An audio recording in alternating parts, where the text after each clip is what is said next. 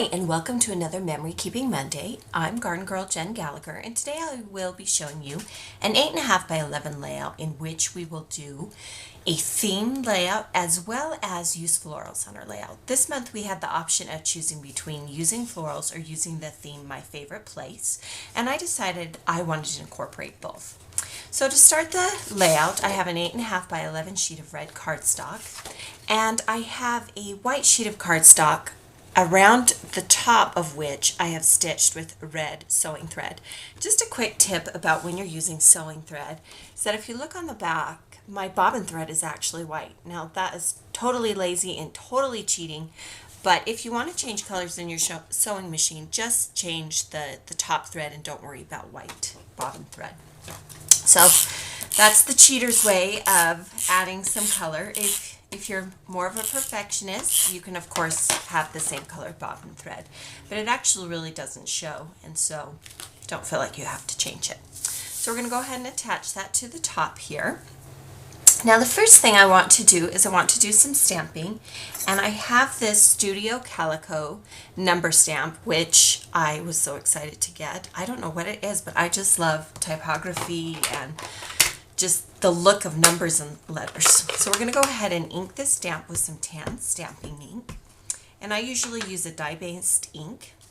And the numbers on these are overlapping. So we're going to do a little trick. And we are going to actually double stamp this and overlap the 1 onto the 0.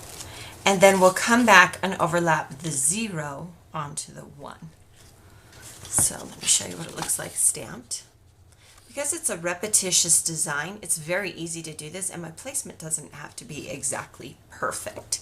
So I just love a stamp that can be as versatile as that. So I've pre-cut another strip and just cut it across so that we can add it to our layout. And I am using some adhesive from American Crafts. It's a permanent dot runner, and you'll see I use a couple of different kinds of adhesive when I'm creating my layouts. So we're going to put this across the page like that. And then I recently got some chipboard shapes from the PB&J collection from Basic Gray, and these patchwork quilt houses are just so darling. And they actually have adhesive on the back, so you just need to peel off the white sticker and just place them on your layout. And this collection pack of chipboard elements has flowers and houses and what looks like quilt blocks, as well as a chipboard alphabet set. So you get a lot in one collection. So I'll probably be using these a few times, so you may be seeing them on other projects. So just stick them down there like that, and then I've taken a green button and I've pre-tied it with yellow baker's twine, and the baker's twine is from Doodlebug Designs. Great price, and you get a lot of vibrant, fun colors. You can either get it individually or as a cord. And we're going to add that kind of like a doorknob to the house. All right, the next thing that I'm going to add is this is some pattern paper from Lily Bee, and it's dark on one side and then it has the dot on the other. They have several different colors of this collection, and it's a great foundational pattern paper to use. I also like the Echo Park Dots and Stripes and the Style Essentials collections because they are tone-on-tone type patterns. So I've pre-punched a border strip with my notebook border punch, and when you're ripping paper out of a notebook, it never comes out perfectly. So make sure you distress it a little bit, even going so far as to rip some of the portions off so it looks like you actually ripped it from a notebook. Now you could leave it plain, but if you want to go for an authentic look, then try distressing it a little bit with your fingers or even some ink. So we're going to go ahead and place it under the number border. So also from Lily Bee, I have this fun die cut index card, and there's a lot of different ones of these by this company, and I've added some simple story stickers to it. I love stocking up on just text type stickers, and using the lines on the card, I've aligned these stickers. We're going to go ahead and add that to our layout. And I'm going to overlap down here because I'm going to actually fill this in with some pattern paper. But first, I've pre-printed some black and white photos, and I print at home on a Canon printer, and so I've just printed them as one block, and I am using glue dots to adhere these down. And I've had a few questions about why I use glue dots to put my pictures down instead of my dot runner, and that's because the paper that I use for at-home printing has a waxy finish on it, and it doesn't seem to take the dot runner adhesive very well. It seems like my pictures kept falling off.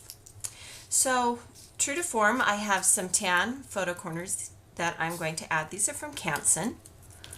We actually do not have these in the store. However, you can use your Silhouette die cut machine, and you can cut photo corners with a die cut shape that they have in their store in any color you want. So if you're liking the look of photo corners, be sure to download a shape like that.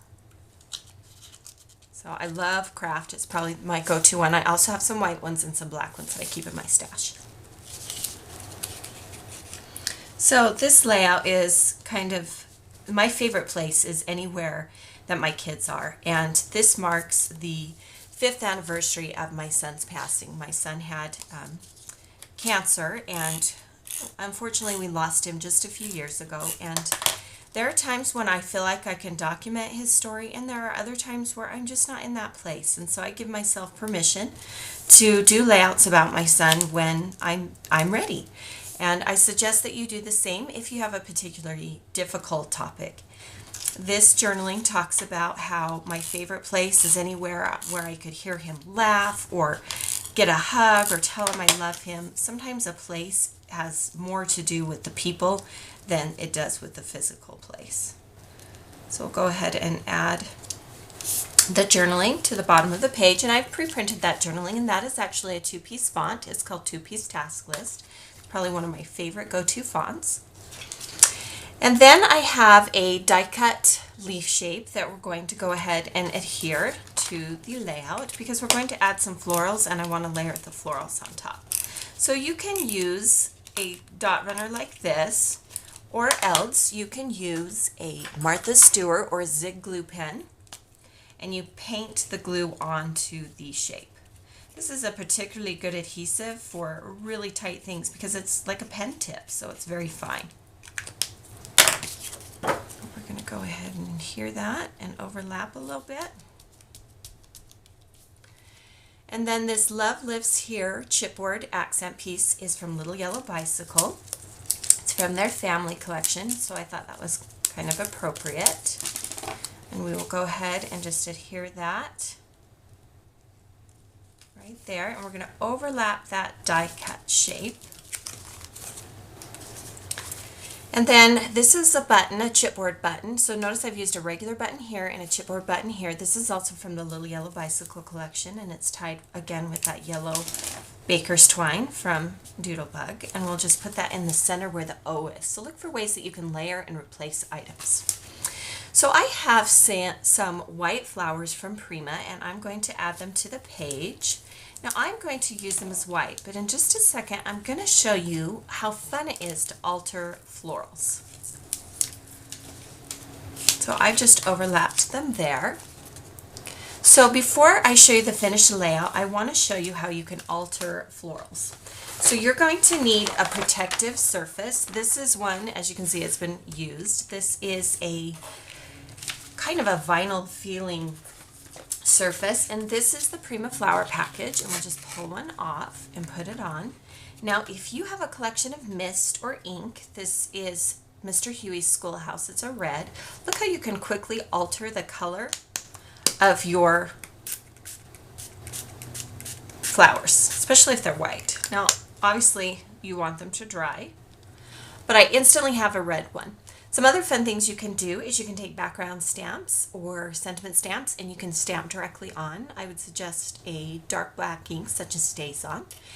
You'd want to allow this to dry before you put it on your layout, but you can also pull the button off and add a different center. So even though I have used the white on my particular layout, You don't have to be stuck with a white. I could have misted one a green color. I could have misted one a blue color.